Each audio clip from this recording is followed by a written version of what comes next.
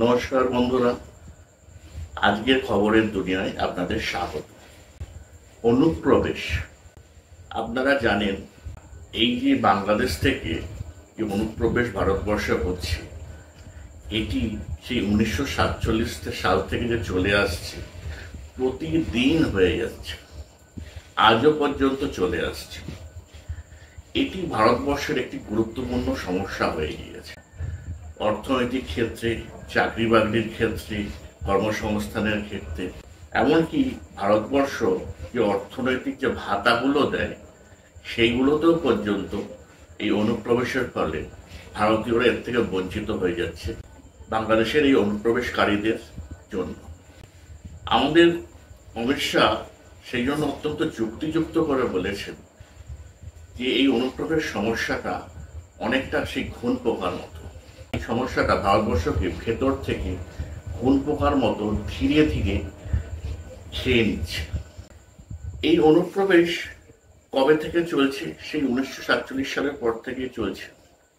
এই অনুপ্রবেশ যে শুধুমাত্র হিন্দুরা করেছে তা না। হিন্দুরা না হয় অত্যাচারিত হয়ে পাশের দেশ থেকে অত্যাচারিত হয়ে শরণার্থী হিসাবে এদেশে এসছে, বহুবার এসছে, সেটা তো একরকম ব্যাপার গেল।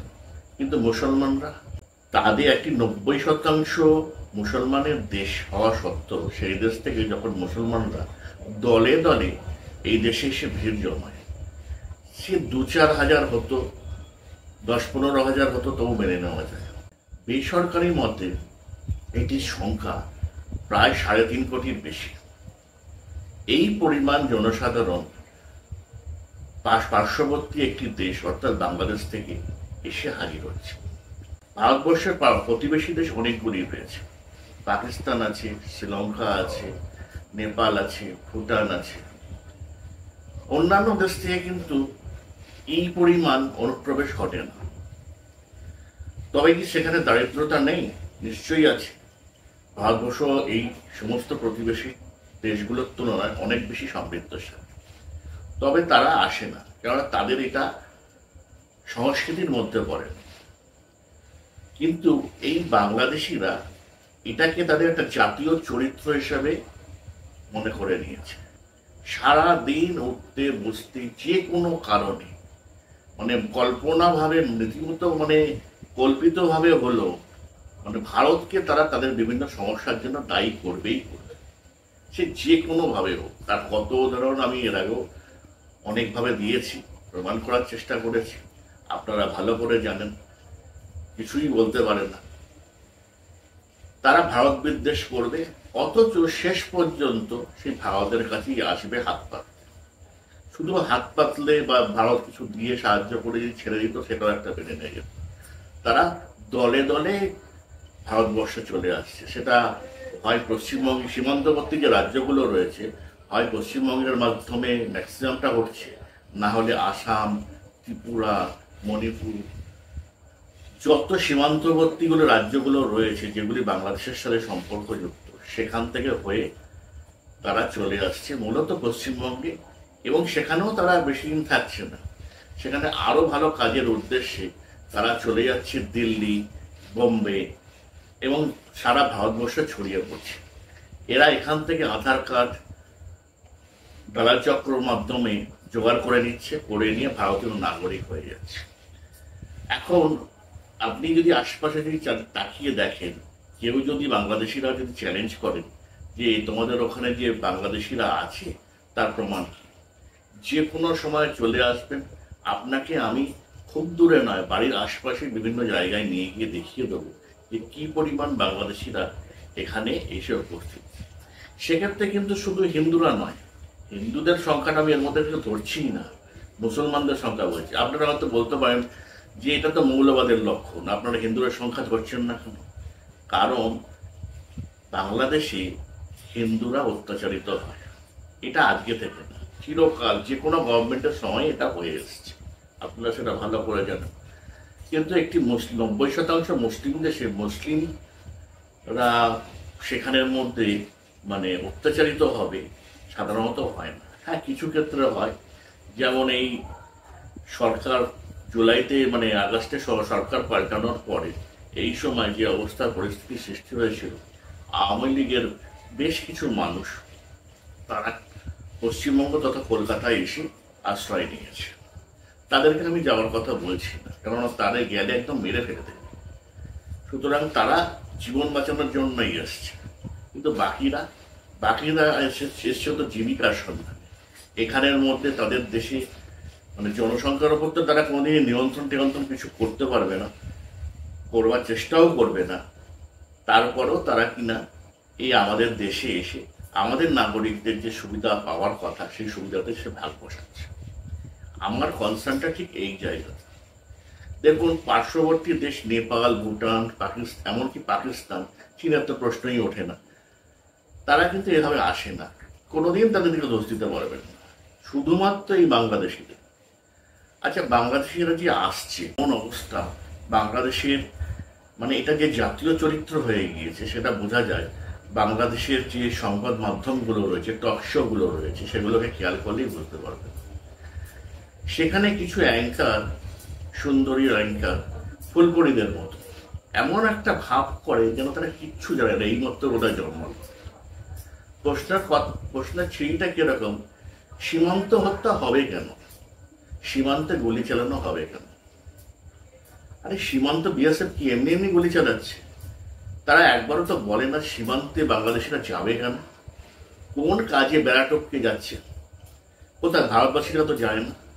এর আগে তো অনেক মানে গুজব রটিয়েছিলেন 26 লক্ষ ভারতীয় বা দলে দলে ভারতীয়রা এখানে মানে বাংলাদেশে গিয়ে কাজকর্ম করে নাকি বাংলাদেশিদের চাকরির সুযোগ থেকে বঞ্চিত করে তারা নাকি ওখানে বসবাস করছে। দেখাতে পেরেছেন? এমন একটা ভাব করে যেন কিচ্ছু জানে না যে সীমান্তে গুলি চালানো হবে কেন। আবার কেউ বলছেন এইভাবে, মানে ওদের টকশোগুলো দেখলে এত মানে হাসি পায়, মানে কি বলবো, মানে সব কিন্তু জানে, জেনে শুনে কিন্তু এইসব কথাগুলো বলে। একজন মানে অ্যাঙ্কার বলছে সারা পৃথিবীর সমস্ত দেশেই তো রেজিম চেঞ্জ হয়, হাসিনার সঙ্গে ভারতবর্ষের যথেষ্ট সম্পর্ক ভালো থাকার কারণে সেই সময় বাংলাদেশকে যেসব সুবিধাগুলো দেওয়া হয়েছিল, বর্তমানে হাসিনা গভর্নমেন্ট চলে গিয়েছে, হতেই পারে, চলে যেতেই পারে, এখন ভারতবর্ষ আর সেই সুবিধাগুলো দিচ্ছে না। তারা প্রশ্ন করছে এরকম করবে কেন? যে কোনো একটি গভর্নমেন্টের তো চেঞ্জ হতেই পারে, এমন একটা ভাব করছে যেন তারা কিচ্ছু জানে না। এই 5ই আগস্টের পরবর্তীকালে যে সরকার এসছে, জনসাধারণের কথা আমি ছেড়েই দিলাম, স্বয়ং ডক্টর প্রফেসর মোহাম্মদ ইউনূস পর্যন্ত আমাদের যে 7 সিস্টার আছে সেটা বোধহয় আমাদের এখন আর নেই, সেটা বোধহয় এখন বাংলাদেশের হয়ে গেছে।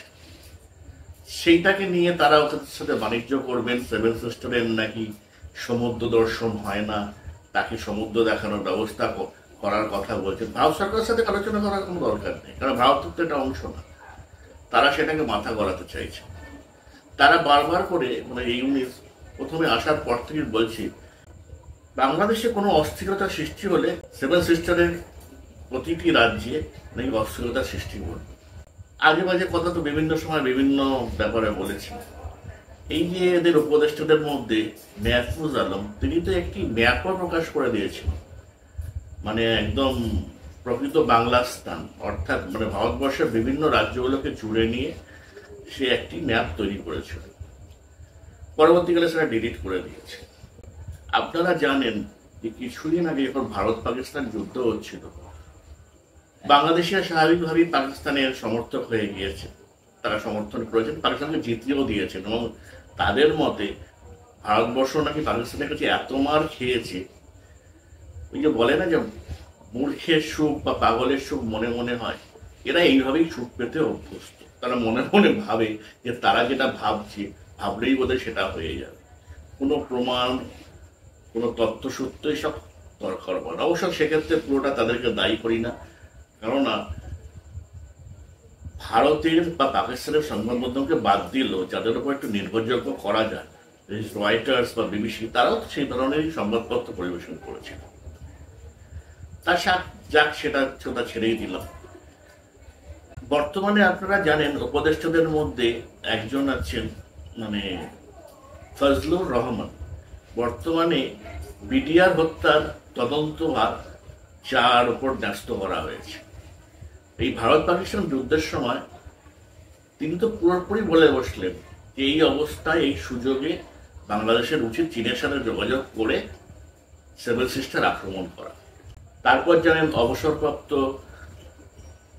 সেনারা প্রকাশ্যে ক্যামেরার সামনে বলেছেন 4 দিনে কলকাতা দখল করবে, আমেরিকা দখল করবে, আরো কত সব বড় বড় বগ্নির কথা ওটা বলেছেন।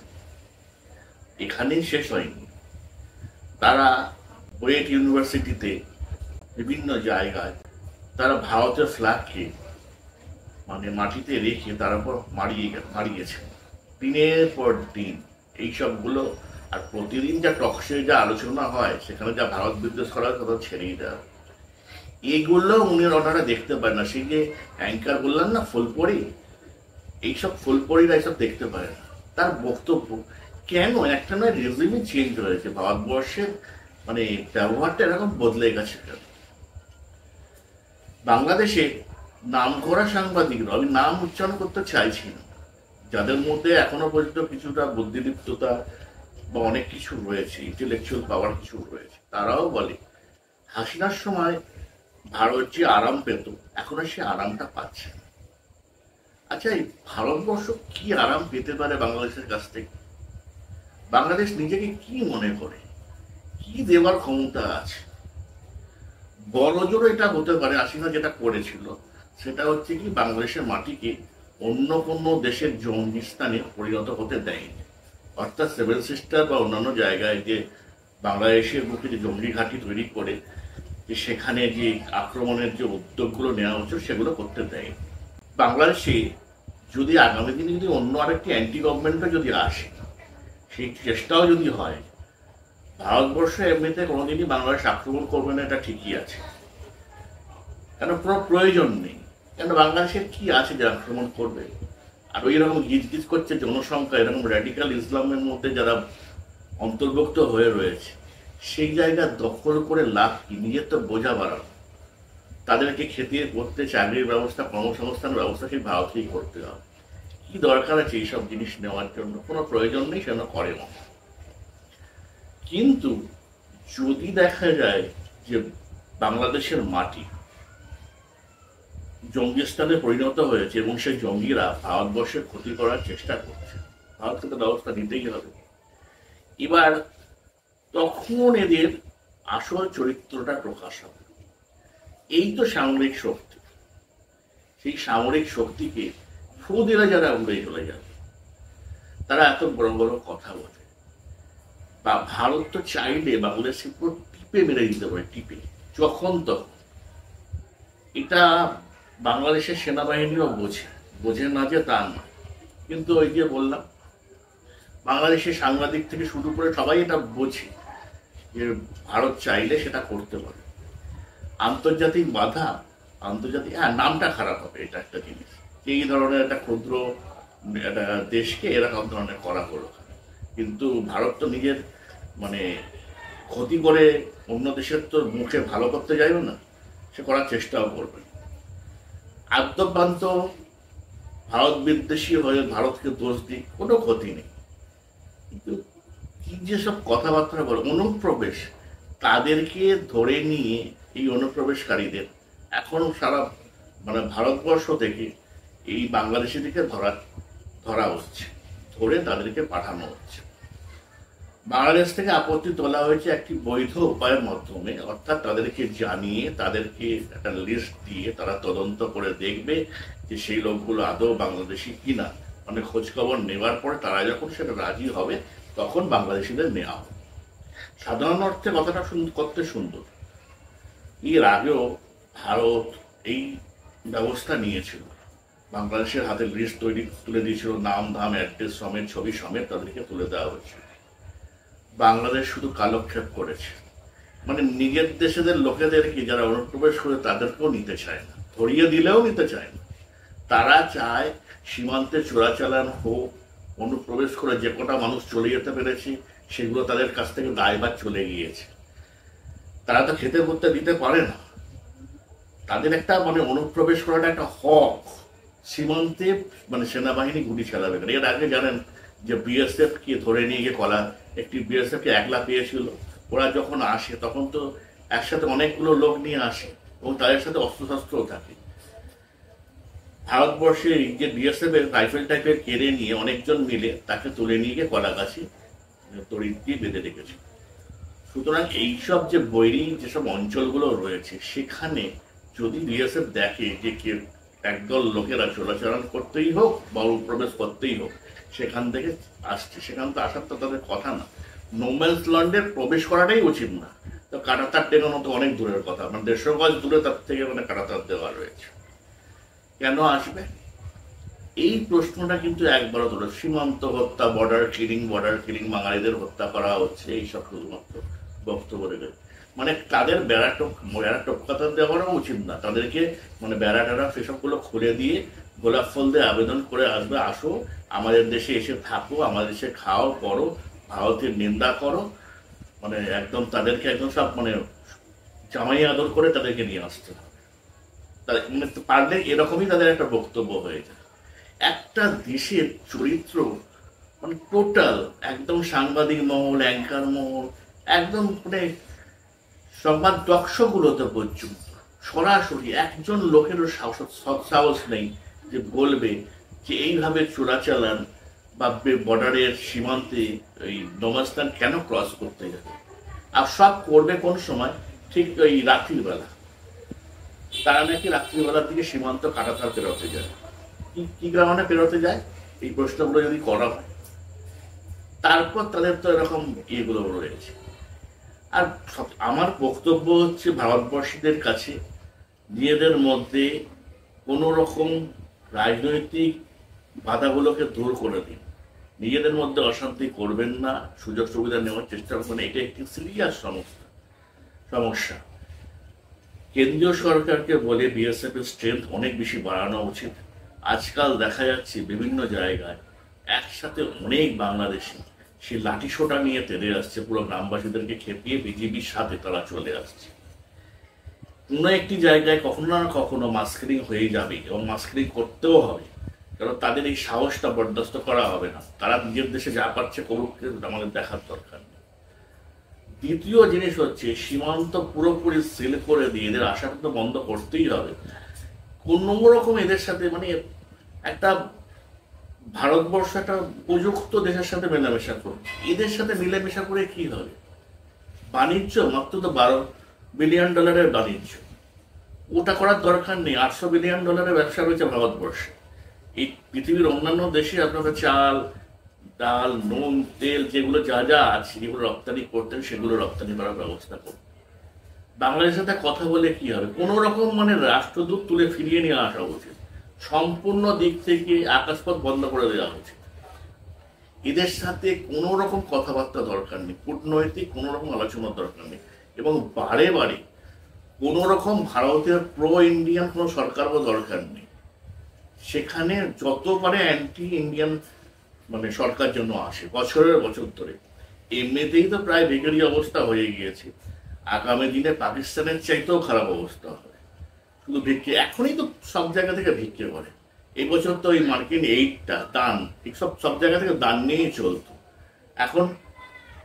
এখন দান বন্ধ করে দিয়েছে। এবারে কি হয়েছে, এখন তো 50% মতো সেখানে শুল্ক চড়িয়েছে মার্কিন যুক্তরাষ্ট্র, সেটা হয়তো কমেও যাবে। সেখান থেকে নাকি 25খানা নাকি বিমান কেনা হবে। মানে এমন অবস্থা, মানে চিন্তা করুন, ভারত থেকে এখানে ওদের একটা দুর্ঘটনা ঘটেছে, যুদ্ধ বিমান, চীনা যুদ্ধ বিমান ওখানে একটা বাড়িতে, স্কুল বাড়িতে ঢুকে অনেক স্টুডেন্টরা মারা গেছে। ভারতবর্ষ নিজের থেকে এখান থেকে কিছু ডাক্তার, নার্স, ওষুধপত্র দিয়ে পাঠিয়েছে, একটা মেডিকেল টিম করে পাঠিয়েছে সাহায্যের জন্য। আমি এখান থেকে তো এর আগেও বিভিন্ন ভিডিওতে সমালোচনা করে জানিয়েছিলাম যে এরা এইসব মানবিকতার উপযুক্ত না, এদের কোনো কিছু পাঠানোর দরকার। ঠিক তাই হলো, ওদের দেশ থেকে ওদের কিছু ইউটিউবার তো এর তো বিরোধিতা করেছে, তাদের আবার সঙ্গী সাথীরা বলতে শুরু করেছে এটা হচ্ছে ভারতের কূটনৈতিক চাপ দেওয়ার একটা কৌশল। বাংলাদেশ নাকি পাকিস্তান থেকে 32টা GF-17 কেনার কথা চলছে, সেটা যাতে বন্ধ করে দেওয়া যায় সেটার চেষ্টা করছে। বাংলাদেশ GF-17 কিনে 32টা। এই যে গোলগাপ্পা, বাড়িয়ে বলার অভ্যাস, মিথ্যে কথা বলার অভ্যাস বাংলাদেশের, মানে যে কোন পরিস্থিতিতে আছে, কিনতে পারলেও নয় ভালো না। 32টা বিমান দিয়ে ভারতবর্ষের সাথে যাদের গোলাগুলি নেই ঠিক মতো, কদিন যুদ্ধ হলে মানে 3-4 দিনের যুদ্ধ করার যাদের ক্ষমতা নেই, তারা সব যুদ্ধ সাবমেরিন তো কিনে ফেলে রেখে দিয়েছে। যাই হোক, সে ওদের ব্যাপার, সেটা নাকি ভারতবর্ষ নাকি বাধা দিচ্ছে। আরে সত্যি কথাটা বল, তোদের অবকাত নেই, আপনারা কিনতে পারেন না, কেনার ক্ষমতা নেই। আগামী দিনে আজকে এখন তো মোটামুটি 50% আপনাদের কলকারখানা বন্ধ হয়ে গিয়েছে, আর বাদ বাকি যা বাকি রয়েছে সেটাও বন্ধ হয়ে যাচ্ছে। চারিদিকে তো বেকার আর বেকার, আর যত বেকার বাড়ছে, যত দারিদ্রতা বাড়ছে, তত অনুপ্রবেশ বাড়ছে। আগে ভারতবর্ষ নাগরিক ভিসা দিত, সেই ভিসা নিয়ে বাংলাদেশিরা এদেশে আসতো, এদেশে এসে দিল্লিতে যোগাযোগ করতো বিভিন্ন অ্যাম্বাসির সাথে। সেই অ্যাম্বাসিদের মাধ্যমে তারা বিভিন্ন জায়গায় অ্যাপ্লাই করতো, অ্যাপ্লাই করে সেখানে যদি হতো তো সেই সব দেশে চলে যাওয়ার ব্যবস্থা করতো। এখন সেটা হচ্ছে না, বাংলাদেশেও অতগুলো অ্যাম্বাসি নেই, আর যেটুখানি আছে যেখান যে তাদের মাধ্যমে যদি অ্যাপ্লাই করে, এখন বাংলাদেশে কেউ ভিসাও দিচ্ছে না। কেননা তাদের মানে মালয়েশিয়া এর আগে 36 জন পাঠিয়েছে, এর পরবর্তীকালে আরো অনেককে পাঠাচ্ছে। মানে মালয়েশিয়ার মতো একটা মুসলিম দেশও বাংলাদেশকে এখন গ্রহণ করতে চাইছে না। তো বুঝতে পারছেন বাংলাদেশের কি অবস্থা। এই বাংলাদেশিদের মুখে যে কি সব কি বড় বড় কথা, এদের টকশোগুলো যখন দেখি মানে হাসতে হাসতে মরে যেতে হয়। মানে আর ভাবি যে এরা এখনো পর্যন্ত চিন্তা করে যে 1400 বছর আগেকার যুগ রয়েছে, সেই ঘোড়ায় চড়ে কবে ইমাম মাহাদি আসবে, গজবাতুল হিন্দ হবে, ভারতবর্ষকে একদম পুরো দখল করে নেবে, ভারতীয়দের গোলাম বানাবে, ওরা এখানে এসে রাজ করবে, এইসব চিন্তা ভাবনা নিয়ে বসে রয়েছে। তা সেসব চিন্তা ভাবনা নেই, তারা স্বপ্ন দেখুক, তাকে নিয়ে আমাদের আপত্তি নেই, নিজের দেশে বসে করুক না। কারো ক্ষমতা থাকলে ভারতবর্ষের গায়ে একটু আঁচ দেওয়ার চেষ্টা করে দেখুক, তারপর ভারত যা ক্ষমতা রয়েছে যেখানে যতটুকু দরকার সেটুকুনি দেখিয়ে দেবে। আর দ্বিতীয় কথা, বিএসএফকে স্ট্রং হতে হবে, অনেক বেশি স্ট্রং হতে হবে। সীমান্তে ট্যাঙ্কের ব্যবস্থা করতে হবে। কিছু জায়গায় আছে ওরা দলবল সমেত এরকম আসছে, দরকার পড়লে গোলা চালাতে হবে। অত মানবিকতা চিন্তা করলে হবে না। আর দ্বিতীয় কথা, যেটা সবচাইতে বড় বেশি বলার দরকার, যে কথাটা আমি বলতে চাইছিলাম, সে কথা হচ্ছে এই বাংলাদেশিদের ধরে ধরে এই বাংলাদেশ সীমান্তে গিয়ে ছেড়ে দিয়ে আসার কি দরকার আছে? কোনো প্রয়োজন নেই। তারা তো বলে কয়ে আসেনি, তারা অবৈধভাবেই এসছে। তাদেরকে বোঝান না, তাদেরকে এমনভাবে বোঝান তারা যাতে এমনিতেই চলে যায়। এবার বোঝানো অনেক রকমভাবে হতে পারে, তাদের একটু আদর যত্ন করুন। আদর যত্ন বলতে আমাদের পুলিশরা তো জানেই কিভাবে আদর যত্ন করতে হয়। এই পিসিতে যে আমাদের ক্রিমিনালদের যে পিসিতে দেয় না কিছুদিনের জন্য, 1 সপ্তাহের জন্য, তারা খুব ভালো মতো জানে কিভাবে আদর যত্ন করতে হয়। এমনভাবে আদর যত্ন করুন তারা যেন তাতেই বুঝতে পারে, এবং বোঝাটা যেন তাদের চিরস্থায়ী হয়। তারা নিজেরা তো বুঝে তো চলে যাবেই, এবং গিয়ে বাংলাদেশে যাওয়ার পরে সবাইকে এমনভাবে বোঝাবে যাতে কেউ আসার আর দুঃসাহস না দেখায়। এটা কি ধর্মশালা নাকি? তারপর মানে রীতিমতো মানে নির্লজ্জ বেহায়া জাত, যাদেরকে সারা দিন রাত্রি গালাগালি দিচ্ছে, যে উঠতে বসতে কারণে অকারণে ভারতকে টেনে নিয়ে আসছে, তাদের কাছে এসে হাত পাচ্ছে, তাদের কাছ থেকে চাল দাও, জলটা ঠিক আছে, ওটা নদীর জল নয়, চাইছে না, ওটা নেই, ঠিক আছে। আর পৃথিবীতে দেশ নেই সেখান থেকে নেওয়া যায় না? পেঁয়াজ দাও, চাল দাও, মুরগির ডিম দাও, সবজি দাও, মানে কিছুই তো হয় না। কিছুদিন আগে পর্যন্ত বলে বেরিয়েছে বাংলাদেশের সোনালী পাহাড় এত উৎপন্ন হয়, সেটা নাকি জলের দরে ভারতবর্ষ লুটপাট করে নিয়ে চলে যাচ্ছে। এখন তো স্থলপথে বাণিজ্য বন্ধ, সেই পার্টটা আসতে গেলে সে ঘুরে সেই মুম্বাই বন্দর দিয়ে আসতে হবে, তার কস্টিং অনেক বেড়ে যাচ্ছে, ফলে সে পাট কেউ নিচ্ছে না। বাংলাদেশে পাট চাষিরা পড়েছে মহাবিপদে, তারা যেটা অলরেডি চাষ করেছিল সেটা ওখানেই তাদের ওখানে পড়ছে। এবার বুঝে দেখুন যে ভারতবর্ষে ঘাটানোর মজা, যত ঘাটাবেন তত ঘাটবেন। আর সবচেয়ে বড় কথা হচ্ছে বাংলাদেশ, আমি তো এই ভিডিওটা করছি বাংলাদেশিদের জন্য নয়, এটা করছি ভারতীয়দের জন্য, ভারতীয়দের সাবধান করে দেওয়ার জন্য। ভারতীয় সরকারের কাছে আমার আবেদন, এদের সাথে কোন রকম সম্পর্ক রাখবেন না। আর সম্পর্ক রাখলেই তো চাইবে আর গঙ্গা চুক্তি করুন, তিস্তা চুক্তি করুন, ওখানে একটু জল দিন, আর একটু জল বাড়িয়ে দিন, আমরা জল চাই, আমাদেরকে চাল দিন, আবার কি ডিসকাউন্ট প্রাইসে। এত কিছু হয়ে যাওয়ার পরও তারপরও চাইছে হচ্ছে চাল চাইছে, তারপরে তেল দিন, মুরগির ডিম দিন, মানে কিছুই তো ওখানে হয় না, সবই তো এখান থেকে যায়। সব স্থলপথে তো বাণিজ্য বন্ধ হয়ে গিয়েছে, তাই এইসব নিয়ে চলছে। মানে কত কথা বলবো এদের সম্বন্ধে, মানে এই নির্লজ্জ বেহায়া একটা চাপ, তাদের যে কত বড় বড়, এইভাবে কোনো দেশ কোনো মানুষকে ছোট করাটা উচিত না, কোনো দেশকে তো উচিতই নয় এরকম ভাবে, আমরা করতেও চাই না। কিন্তু এদের মানে অনুষ্ঠানগুলো দেখে দেখে, মানে আগে তো আমরা দেখতাম না, আমরা জানতামও না।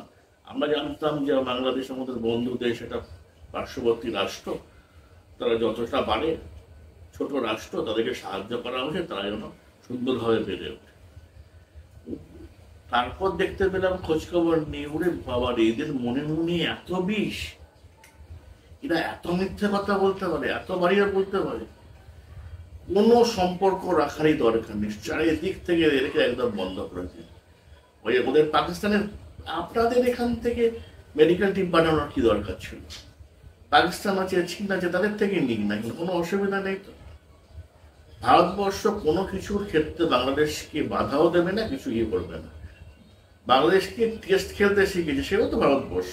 স্বাধীনতায়, একটা স্বাধীনতার ক্ষেত্রে আপনারা মানে মনে মনে অত ভাবেন ভারতীয়রা ক্ষেত্রে যে ভারতবর্ষ স্বাধীনতা এনে দিয়েছে, তাদের সাথে এরকম বেইমানি।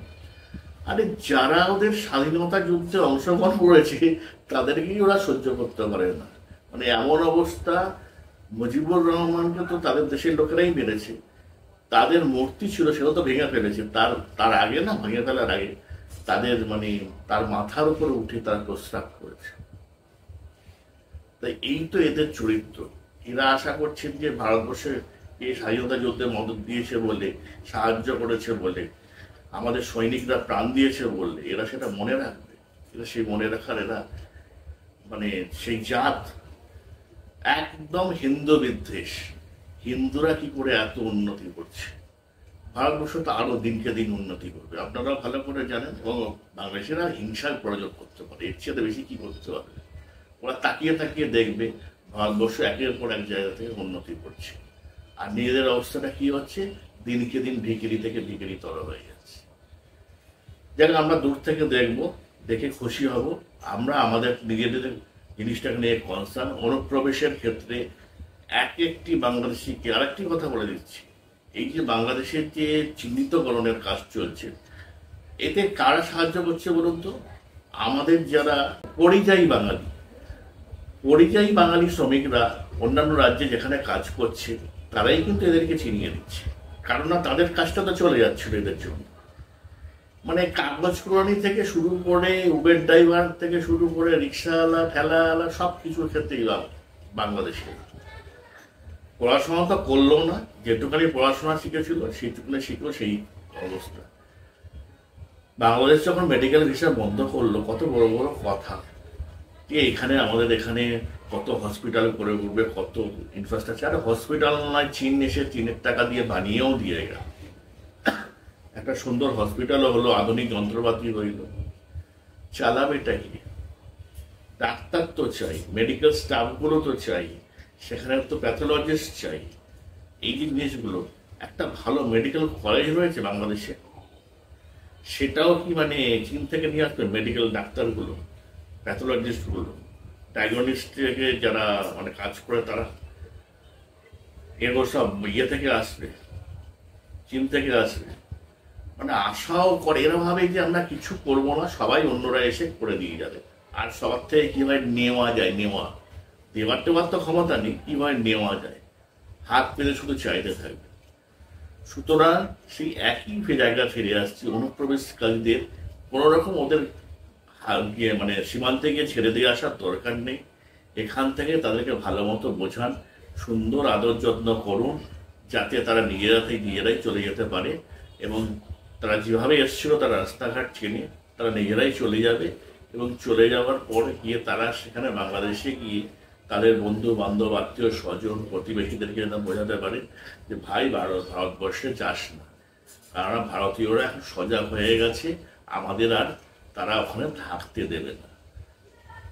যাই হোক, দেখা হবে নেক্সট ভিডিওতে। আশা করি আপনারা ভালো থাকবেন, সুন্দর থাকবেন, নিরাপদে থাকবেন। দেখা হবে আগামী ভিডিওতে। নমস্কার।